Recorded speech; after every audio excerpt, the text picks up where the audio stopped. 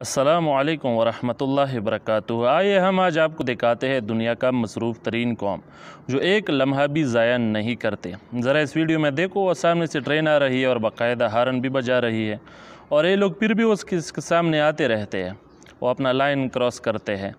तो शायद इन लोगों की मसरूफ़ियत कुछ ज़्यादा ही बढ़ गए हैं, हत्ता कि वो ट्रेन बहुत करीब पहुँचता है, आप उसमें देख सकते हो।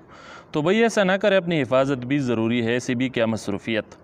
कहीं ऐसा ना हो इतने जल्दी में कि वो हमारे पश्तो में एक नज़म है कि मर्ग सरग गुलू ना उड़े, कहीं उसके मज़दाक ना बन जाओ।